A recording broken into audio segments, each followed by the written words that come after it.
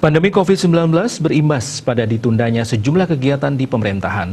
Apalagi pemerintah daerah melalui gugus tugas percepatan dan penanganan atau GTPP sedang berkonsentrasi menangani wabah ini. Bahkan reposting anggaran pun dilakukan hampir di seluruh instansi pemerintahan untuk penanganan COVID-19. Begitupun pada program dewan dan klinik pendidikan yang memiliki fungsi strategis mengatasi permasalahan terkait dunia pendidikan.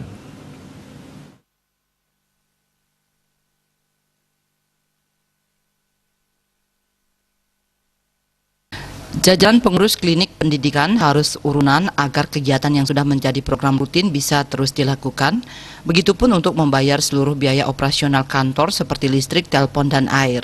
Seperti dikatakan Ketua Dewan Pendidikan Iwayan Madeswartane, tahun ini Dewan dan Klinik Pendidikan semestinya mendapatkan anggaran 150 juta rupiah.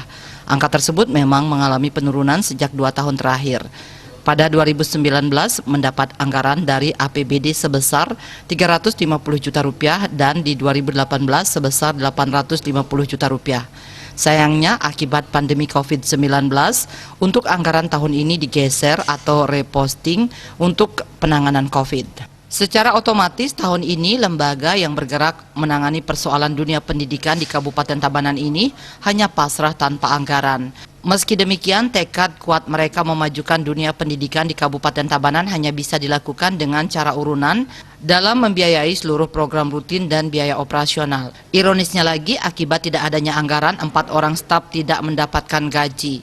1 di antaranya akhirnya memutuskan berhenti bekerja. Dengan tidak adanya anggaran tersebut, untuk kegiatan pemantauan dilakukan dari masing-masing asal anggota Dewan Pendidikan dengan melakukan kegiatan di seputarannya dan hasilnya dilaporkan di rapat rutin untuk dibuat rekomendasi yang diajukan ke Dinas Pendidikan dan Komisi 4 DPRD Tabanan.